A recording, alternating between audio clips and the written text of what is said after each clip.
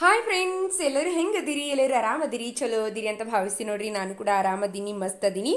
ನೀವು ಹೆಂಗದಿರಿ ಅನ್ನೋದನ್ನು ಕೂಡ ಕಮೆಂಟ್ ಸೆಕ್ಷನಲ್ಲಿ ಕಮೆಂಟ್ ಮಾಡಿ ತಿಳಿಸ್ರಿ, ನನಗೂ ಕೂಡ ಗೊತ್ತಾಗುತ್ತಾ. ಇವತ್ತು ಯಾವುದ್ರ ಬಗ್ಗೆ ವಿಡಿಯೋನ ಮಾಡ್ತಾ ಇದ್ದೀನಿ ಅಂದರೆ, ನನ್ನ ಮಗನ ವೇಟ್ ಗೇನ್ ಬಗ್ಗೆ ತುಂಬ ಜನ ಕೇಳ್ತಾ ಇದ್ರಿ. ಯಾವ ರೀತಿಯಾಗಿ ಫುಡ್ನ ಕೊಟ್ರಿ ನೀವು, ಯಾವ ರೀತಿಯಾಗಿ ಅವ್ನ ರೊಟೀನ್ ಇದೆ ಅನ್ನೋದನ್ನು ಕೂಡ ಶೇರ್ ಮಾಡಿ ಅಂತ ತುಂಬ ಜನ ಕೇಳ್ತಾ ಇದ್ರಿ. ಅದಕ್ಕೋಸ್ಕರ ಇವತ್ತಿನ ವಿಡಿಯೋನು ಕೂಡ ಮಾಡ್ತಾ ಇದ್ದೀನಿ ನೋಡಿ. ಅವನ ಫುಡ್ ರೊಟೀನ್ ಬಗ್ಗೆ ತೋರಿಸ್ತಾ ಇದ್ದೀನಿ ಇವತ್ತು ವಿಡಿಯೋನ. ಅವನ ವೇಟ್ ಗೇನ್ ಮಾಡಲಿಕ್ಕೆ ನಾನು ಡೈಲಿ ಏನು ಕೊಡ್ತೀನಿ ಫುಡ್ ಅನ್ನೋದನ್ನು ಕೂಡ ತೋರಿಸ್ತಾ ಇದ್ದೀನಿ.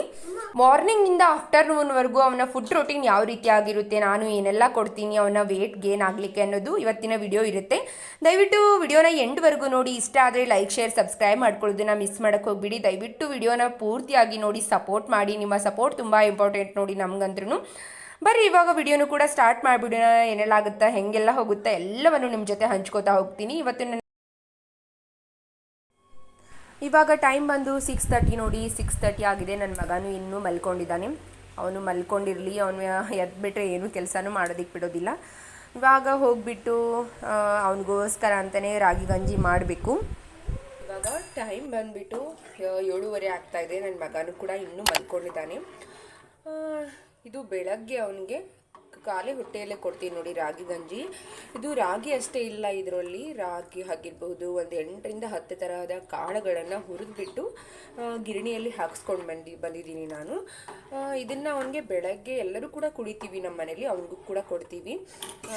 ನೋಡ್ತಾ ಇದ್ದೀರಲ್ವ, ಈ ಬಟ್ಲಿಂದ ಒಂದು ಬಟ್ಲಷ್ಟು ಅವನಿಗೆ ಬೆಳಗ್ಗೆ ಎದ್ದ ತಕ್ಷಣ ಬ್ರಷ್ ಮಾಡಿದ ತಕ್ಷಣವೇ ಒಂದು ಗ್ಲಾಸಷ್ಟು, ಒಂದು ಬಟ್ಲಷ್ಟು ರಾಗಿ ಗಂಜಿನ ಕೊಡ್ತೀನಿ. ಬೆಳಗ್ಗೆ 8:30 ಅನ್ನೋಷ್ಟಕ್ಕೆ ಅವನಿಗೆ ಕೊಟ್ಬಿಡ್ತೀನಿ ನಾನು. ಯಾಕಪ್ಪ ಅಂದರೆ 9:30 ಅನ್ನೋದಕ್ಕೆ ಮತ್ತೆ ಬ್ರೇಕ್ಫಾಸ್ಟ್ ಮಾಡಬೇಕಲ್ವ. ಅವನು ಸ್ವಲ್ಪ ಬೆಲ್ಲನೂ ಕೂಡ ಹಾಕ್ಕೊಂಡಿರ್ತೀನಿ ಇದರಲ್ಲಿ.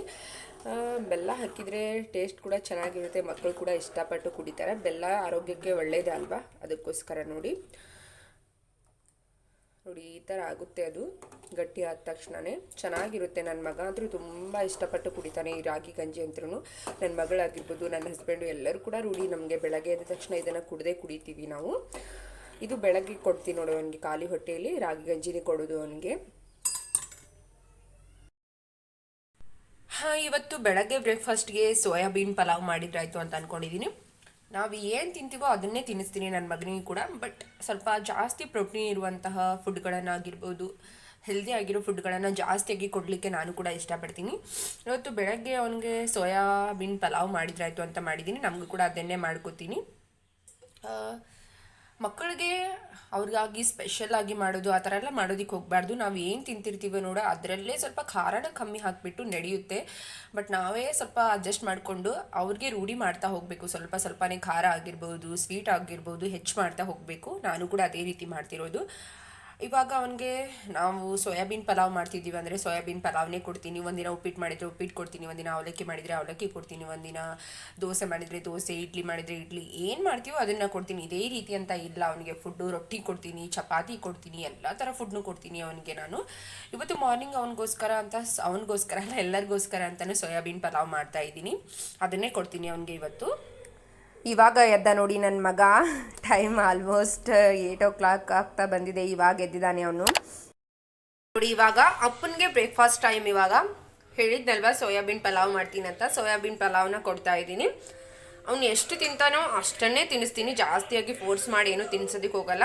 ಅವನು ಎಷ್ಟು ಇಷ್ಟಪಟ್ಟು ತಿನ್ನಲಿಕ್ಕೆ ತಿಂತಾನೆ ನೋಡಿ ಅಲ್ಲಿವರೆಗೂ ಮಾತ್ರ ತಿನ್ನಿಸೋದು ನಾನು. ಬರ್ರಿ ಇವಾಗ ತಿನ್ಸೋಣ.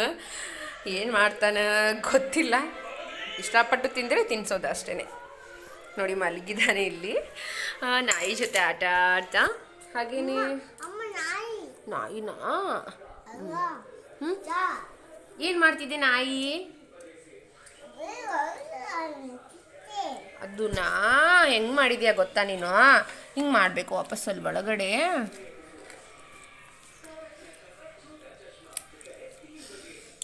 ಇವಾಗ ನೋಡು ನಾಯಿ ಆಟ ಆಡ್ತೈತಿ.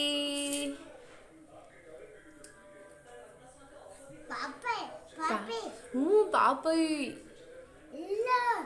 ನಾಯಿ ಅಲ್ವಾ? ನಾಯಿ ಮರಿ. ಏನದು? ತಿನ್ಸ್ಲಾ ನಾಯಿ ಮರಿಗೂ? ತಿಂತು ನಾಯಿ ಮರಿ ನೀ ತಿನ್ನು ಗುಡ್ ಬಾಯ್. ಈ ಥರ ಆಟ ಆಡ್ಸ್ಕೋತ ತಿನ್ನಿಸ್ಬೇಕು ನೋಡ್ರಿ ಇವನಿಗೆ, ಅಂದರೆ ತಿಂತಾನೆ ಸ್ವಲ್ಪ. ಅದೆಲ್ಲ ಬೇಡ, ಅದೆಲ್ಲ ಬೇಡ. ಇವಾಗ ಊಟ ಮಾಡಿದ್ಮೇಲೆ ಓಕೆನಾ? ನಾಯಿ ಜೊತೆ ಆಟ ಆಡಿ ಇವಾಗ, ಆಮೇಲೆ ಊಟ ಮಾಡಿದ್ಮೇಲೆ ಕೊಡ್ತೀನಿ, ಸರಿನಾ? ಹ್ಞೂ ಹ್ಞೂ. ಪಾಪಿ ಪಾಪಿ ಪಾಪನದು. ಹ್ಞೂ ಪಪ್ಪನಾ? ಪಪ್ಪಿ ಪಪ್ಪಿ. ಡಾಗಿನ ಅದು ನಾಯಿ. ಅವನಿಗೆ ತಿನ್ಸಿದ ಮೇಲೆ ಸಿಗ್ತೀನಿ ಮತ್ತೆ ನಾನು. 9:30ಗೆ ಅವನಿಗೆ ತಿಂಡಿ ತಿನ್ಸಿದೆ. ಇವಾಗ ಟೈಮ್ ಬಂದು 11 o'clock ಆಗ್ತಾ ಇದೆ. 11 o'clockಗೆ ಒಂದು 250 ml ಅಷ್ಟು ಹಾಲನ್ನ ಕೊಡ್ತೀನಿ ನೋಡಿ ಅವನಿಗೆ. ಅಂದರೆ ನಿಪ್ಪಲಲ್ಲಿ ಕೊಟ್ಟರೆ ಕುಡಿತಾನೆ ಅವನು ಇಷ್ಟಪಟ್ಟು, ಅದಕ್ಕೋಸ್ಕರ ನೋಡಿ ನಿಪ್ಪಲಲ್ಲಿ ಕೊಡೋದು. ಬಟ್ಲಲ್ಲಿ ಅಥವಾ ಗ್ಲಾಸಲ್ಲಿ ಕೊಟ್ಬಿಟ್ರೆ ಅವ್ನಿಗೆ ಕುಡಿಯೋದಿಲ್ಲ, ಅದಕ್ಕೋಸ್ಕರನೇ ನೋಡಿ ನಿಪ್ಪಲಲ್ಲಿ ಹಾಕಿ ಸ್ವಲ್ಪ ಬೆಲ್ಲ ಆದರೂ ಹಾಕಿ ಕೊಡ್ತೀನಿ ಅವನಿಗೆ. ಕುಡಿತಾನೆ, ಇಷ್ಟಪಟ್ಟು ಕುಡಿತಾನೆ ಅವನು ಕೂಡ. ಇವಾಗ ನೋಡಿ 250 ml ಅಷ್ಟು ಹಾಲನ್ನ ಕೊಡ್ತೀನಿ 11 o'clockಗೆ. ಇವಾಗ ನೋಡಿ ನನ್ನ ಮಗನಿಗೆ ಹಾಲು ಕುಡಿಸ್ತಾ ಇದ್ದೀನಿ. ಹೇಳಿದ್ನಲ್ವಾ ನಾನು 11 o'clockಗೆ ಡೈಲಿ ಅವನಿಗೆ ಹಾಲನ್ನ ಕೊಡ್ತೀನಂತ. 2 times ಅಥವಾ 3 time ಅವನಿಗೆ ಹಾಲನ್ನ ಕೊಡ್ತೀನಿ. 1 time ಬೆಳಗ್ಗೆ ಅವನು ಮಲಗ್ತಿರ್ತಾನಲ್ವ, ಆ ಟೈಮಲ್ಲಿ ಹಾಲನ್ನ ಕೊಡ್ತೀನಿ. ಹಾಗೆ ಅವನದು ಮಧ್ಯಾಹ್ನನೇ ಮಾಡಿಸೋದು ನಾನು ಯಾವಾಗಲೂ. ಅವನು ಸ್ನಾನನ 3:30 4:30 ಈ ಥರ ಸ್ನಾನ ಮಾಡಿಸ್ತೀನಿ, ಅವಾಗ ಒಂದು ಟೈಮ್ ಕೊಡ್ತೀನಿ. ಹಾಗೆಯೇ ಮಲಗೋಕ್ಕಿಂತ ಮುಂಚೆ ಮತ್ತೇನಾದರೂ ಒಂದ್ಸಲ ಹಾಲು ಕೇಳಿದರೆ ಅವಾಗ ಕೂಡ ಕುಡಿಸ್ತೀನಿ. ಒಂದು ದಿನಕ್ಕೆ 3 time ಕುಡಿಸ್ತೀನಿ ನೋಡಿ ನನ್ನ ಮಗನಿಗೆ ಹಾಲು. 2 time ಅಂತೂ ಕುಡಿಸ್ತೀನಿ. 3 time ಅವನು ಬೇಡಿದರೆ, ಅವನಾಗೆ ಬೇಡಿದರೆ 3 time ಕುಡಿಸ್ತೀನಿ. ಮಕ್ಕಳಿಗೆ ಹಾಲು ಕೊಡೋದು ತುಂಬ ಇಂಪಾರ್ಟೆಂಟ್ ನೋಡಿ. ಕ್ಯಾಲ್ಸಿಯಂ ಪ್ರಮಾಣ ಹೆಚ್ಚಾಗಬೇಕು, ಅವ್ರ ಬೋನ್ಸ್ಗಳೆಲ್ಲ ಗಟ್ಟಿ ಆಗಬೇಕಂದ್ರೆ ಹಾಲನ್ನ ಕುಡಿಸ್ಲೇಬೇಕು. ತುಂಬ ಇಂಪಾರ್ಟೆಂಟು ಹಾಲು ಕುಡಿಸೋದಂದ್ರೂ. ಮಕ್ಕಳು ಬೇಡ ಅಂದರೆ ಪರವಾಗಿಲ್ಲ, ಅವ್ರು ಎಷ್ಟು ಕುಡಿತಾರೋ ಅಷ್ಟನ್ನೇ ಕುಡಿಸಿ, ಫೋರ್ಸ್ ಮಾಡಿ ಕುಡಿಸೋದೇನು ಬೇಕಾಗಿಲ್ಲ. ನನ್ನ ಮಗ ಅಂತೂ ಇಷ್ಟಪಟ್ಟೆ ಕುಡಿತಾನೆ ಹಾಲೆಲ್ಲ, ಅದಕ್ಕೋಸ್ಕರ ಅವನಿಗೆ ಹಾಲು ಕುಡಿಸ್ತೀನಿ ನೋಡಿ ನಾನು. ಅವ್ನು ಇಷ್ಟಪಡ್ಲಿಕ್ಕಂದ್ರೆ ನಾನೇನು ಕುಡಿಸೋದಿಲ್ಲ. ನನ್ನ ಮಗಳು ಕೂಡ ಇನ್ನೂವರೆಗೂ ಕುಡಿತಾಳೆ ಹಾಲು. 1 time ಕುಡಿತಾಳೆ ಅವಳು. ನೈಟ್ ಮಲಗೋವಾಗ 1 time ಕುಡಿದ್ಬಿಟ್ಟು ಮಲ್ಕೋತಾಳೆ. ಅವಳಿಗೂ ಅಷ್ಟೇ 4 ವರ್ಷ ತುಂಬೋವರೆಗೂ ನಾನು 2 time 3 time ಕೊಡ್ತಿದ್ದೆ ಹಾಲು. ಇವಾಗ ಕಮ್ಮಿ ಮಾಡಿದಾಳೆ ಅವಳು ಕೂಡ. 1 time ಅಷ್ಟೇ ಕುಡಿತಾಳೆ, ಇಷ್ಟಪಟ್ಟೆ ಕುಡಿತಾಳೆ ಅವಳು ಕೂಡ, ಅದಕ್ಕೋಸ್ಕರನೇ ಕೊಡೋದು. ಮಕ್ಕಳು ಹಾಲನ್ನ ಇಷ್ಟಪಟ್ಟು ಕುಡಿದ್ರೆ ಅದು ಮೈಗೂ ಹತ್ತುತ್ತೆ, ಮತ್ತು ಅವ್ರಿಗೆ ಎಫೆಕ್ಟ್ ಕೂಡ ಆಗುತ್ತೆ ಅಂತ ಹೇಳಬಹುದು.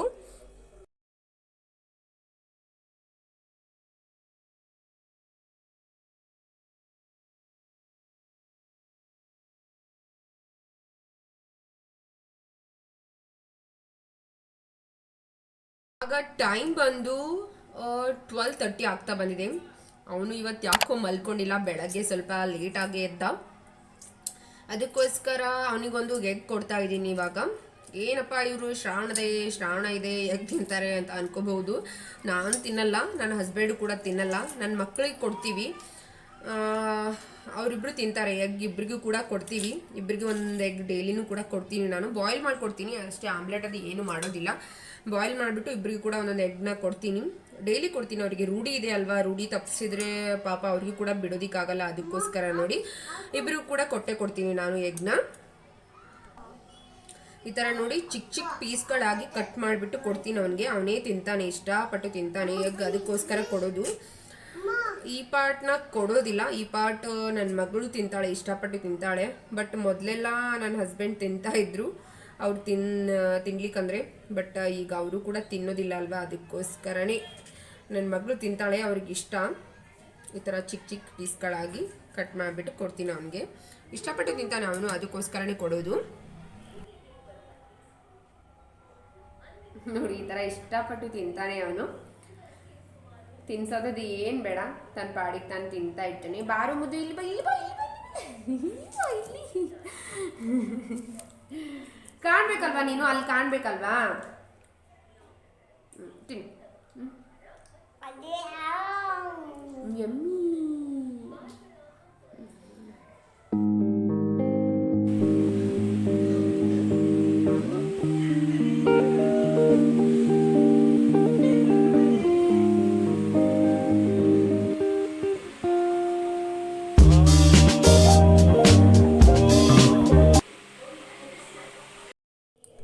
ಇವಾಗ ಮಧ್ಯಾಹ್ನ ಮಲಗಿಬಿಟ್ಟು ಎದ್ದ, ಸ್ವಲ್ಪ ಲೇಟಾಗಿನೇ ಮಲ್ಕೊಂಡ, 12 ಗಂಟೆ ಹಿಂಗೆ ಮಲ್ಕೊಂಡು ಹೇಳೋ ಅಷ್ಟರಲ್ಲೇ 2 ಗಂಟೆ 2:30 ಗಂಟೆ ಆಗಿಬಿಟ್ಟಿತ್ತು. ಇವಾಗ ಮಧ್ಯಾಹ್ನದ ಲಂಚ್ ನೋಡಿ, ಮಧ್ಯಾಹ್ನಕ್ಕೆ ಚಪಾತಿ ಮಾಡ್ಕೊಂಡಿದ್ದೆ, ಅವನಿಗೂ ಕೂಡ ಚಪಾತಿನೇ ತಿನ್ನಿಸ್ತಾ ಇದ್ದೀನಿ. ಇವಾಗ ತಿನ್ನಿಸ್ತೀನಿ ಕೂಡ ಅದನ್ನೇ, ನಾನು ಏನು ಮಾಡ್ತೀನೋ ಅದನ್ನೇ ತಿನ್ನಿಸ್ತೀನಿ ಅವನಿಗೆ. ಹೀಗೆ ಒಂದಿನ ಚಪಾತಿ ಮಾಡಿದರೆ ಚಪಾತಿ ತಿನ್ನಿಸ್ತೀನಿ, ಒಂದಿನ ರೊಟ್ಟಿ ಮಾಡಿದರೆ ರೊಟ್ಟಿ ತಿನ್ನಿಸ್ತೀನಿ. ಮೆತ್ತಗೆ ಇರ್ತವೆ ರೊಟ್ಟಿ ಚಪಾತಿ ಇದನ್ನೆಲ್ಲ ತಿನ್ನಿಸ್ತೀನಿ. ಮುದ್ದೆ ತಿನ್ನಲಿಕ್ಕೆ ಬರೋದಿಲ್ಲ ಅವನಿಗೆ, ಮುದ್ದೆ ತಿನ್ನಿಸೋದಿಲ್ಲ. ಚಪಾತಿ ರೊಟ್ಟಿ ಅಂತೂ ನಾನು ಡೈಲಿ 1 ಟೈಮ್ ಆದರೂ ಅವನಿಗೆ ಕೊಡ್ತೀನಿ. ಚಪಾತಿ ರೊಟ್ಟಿಯಲ್ಲಿ ತುಂಬ ಅಂದರೆ ತುಂಬ ಒಳ್ಳೆಯ ಅಂಶಗಳಿರುತ್ತೆ, ಅಂದರೆ ನಾರಿನ ಅಂಶ ಇರುತ್ತೆ, ಒಳ್ಳೆಯ ಪ್ರೋಟೀನ್ ಅಂಶಗಳು ಜಾಸ್ತಿ ಆಗಿರುತ್ತಲ್ವ. ಅದಕ್ಕೋಸ್ಕರ ಚಪಾತಿ ರೊಟ್ಟಿನ ಆದಷ್ಟು ಮಕ್ಕಳಿಗೆ ಕೊಡಿ, ಅವರು ಕೂಡ ಇಷ್ಟಪಟ್ಟು ತಿಂತಾರೆ. ನನ್ನ ಮಗ ಅಂತೂ ಇಷ್ಟಪಟ್ಟು ತಿಂತಾನೆ, ಎಲ್ಲ ಫುಡ್ಸು ತಿಂತಾನೆ. ಅವನಿಗೆ ಆಗಲ್ಲ ಅನ್ನೋದು ಯಾವುದೂ ಇಲ್ಲ. ಜಾಸ್ತಿ ಅಂದರೆ ಖಾರ ಹಾಕಿದರೆ ಅಷ್ಟೇ ತಿನ್ನೋದಿಲ್ಲ ಅವನು, ಸ್ವಲ್ಪ ಕಮ್ಮಿ ಖಾರ ಹಾಕಿಬಿಟ್ಟು ತಿನ್ನಿಸಿದ್ರೆ ಇಷ್ಟಪಟ್ಟು ತಿಂತಾನೆ ಅವನು. ನಾನು ಕೂಡ ಅವನಿಗೆ ಈ ಥರ ಚಪಾತಿನಾಗಿರ್ಬೋದು, ರೊಟ್ಟಿ ಆಗಿರ್ಬೋದು ನಾನೇ ತಿನ್ನಿಸ್ತೀನಿ. ಯಾಕಂದರೆ ಅವ್ನಿಗೆ ಇನ್ನೂ ತಿನ್ನೋದಕ್ಕೆ ಬರೋದಿಲ್ಲ, ಅದಕ್ಕೋಸ್ಕರ 2 ವರ್ಷ ಅಲ್ವಾ ಈಗ. ಅವ್ನಿಗೆ ಒಂದೊಂದ್ಸಲ ಹಾಕಿ ಕೊಟ್ಟಿರ್ತೀನಿ, ಬಟ್ ಮೈ ಮೇಲೆಲ್ಲ ಚೆಲ್ಕೊಂಬಿಟ್ಟಿರ್ತಾನೆ. ಬೇಡ ಅದೆಲ್ಲ ಬೇಡ ಅಂತ ಹೇಳಿಬಿಟ್ಟು ನಾನೇ ತಿನ್ನಿಸ್ತಾ ಇರ್ತೀನಿ. ನೋಡಿ ಇವಾಗ ಇಷ್ಟಪಟ್ಟು ತಿಂತಾ ಇದ್ದಾನೆ, ಹಾಗೆ ನನ್ನ ಜೊತೆ ಮಾತಾಡ್ತಾ ನಗ್ತಾ ಆಟ ಆಡ್ತಾ ತಿಂತಿರ್ತಾನೆ, ಟಿವಿ ನೋಡ್ತಾ. ಅವ್ರು ಹೆಂಗೆ ತಿಂತಾರೋ ಹಾಗೆ ತಿನ್ನಿಸಿ, ಹಂಗಿಂದ್ರೆ ಮಕ್ಕಳು ಖುಷಿಯಾಗಿ ತಿಂತಾರೆ ನೋಡಿ. ಬೇಡ ಬೇಡ ಅನ್ಕೋತ ತಿನ್ನಿಸ್ಬಿಟ್ರೆ ಅವ್ರಿಗೂ ಮೈಗೆ ಹತ್ತೋದಿಲ್ಲ, ನಮಗೂ ಖುಷಿ ಅನ್ಸೋದಿಲ್ಲ. ಇವಾಗ ನೋಡಿ ಅವನಿಗೆ ಸ್ನಾನನೂ ಕೂಡ ಆಯಿತು. ಇವಾಗ ಟೈಮ್ ಬಂದು 3:30 ಆಗ್ತಾ ಇದೆ. 3:30ಗೆ ಒಂದ್ಸಲ ಅವನಿಗೆ ಸ್ನಾನ ಮಾಡಿಸಿದಾದ್ಮೇಲೆ ಹಾಲನ್ನ ಕೊಡ್ತೀನಿ ಅಂತ ಹೇಳಿದ್ನಲ್ವಾ. ಇವಾಗ ಸ್ನಾನನೂ ಕೂಡ ಆಯಿತು, ಎಲ್ಲ ರೆಡಿ ಕೂಡ ಮಾಡಿದ್ದೀನಿ. ಇವಾಗ ಒಂದು 250 ml ಅಷ್ಟು ಹಾಲನ್ನ ಕೊಡ್ತೀನಿ. 3 ಟೈಮ್ಸ್ ಕೊಡ್ತೀನಿ ಅವನಿಗೆ ಹಾಲು. ಹಾಗೆಯೇ ಇದು ಆದಮೇಲೆ ನಾನು ಒಂದು ಅರ್ಧ ಗಂಟೆ 1 ಗಂಟೆ ಬಿಟ್ಬಿಟ್ಟು ಒಂದು ಸಣ್ಣ ಬಾಳೆಹಣ್ಣು ಬರುತ್ತಲ್ವ, ಏಲಕ್ಕಿ ಬಾಳೆಹಣ್ಣು, ಆ ಬಾಳೆಹಣ್ಣು ಕೂಡ ಕೊಡ್ತೀನಿ. ಬಾಳೆಹಣ್ಣು ಕೂಡ ಅಷ್ಟೇ ಒಳ್ಳೆಯದು ವೆಯ್ಟ್ನ ಗೇನ್ ಮಾಡಲಿಕ್ಕೆ, ಅದಕ್ಕೋಸ್ಕರ ಬಾಳೆಹಣ್ಣು ಕೊಡ್ತೀನಿ. ನಾರ್ಮಲ್ ಆಗಿ ನೈಟ್ ಊಟಕ್ಕೆ ಏನು ಮಾಡಿರ್ತೀವೋ ಅದನ್ನೇ ಕೊಡ್ತೀನಿ ನೋಡಿ. ಈ ರೀತಿಯಾಗಿರುತ್ತೆ ಅಪ್ಪನ ರೊಟೀನು. ಇವತ್ತಿನ ವಿಡಿಯೋ ಇಷ್ಟೇ ಇತ್ತು ನೋಡಿ. ಇಷ್ಟ ಆದರೆ ಲೈಕ್, ಶೇರ್, ಸಬ್ಸ್ಕ್ರೈಬ್ ಮಾಡ್ಕೊರಿ. Thank you so much.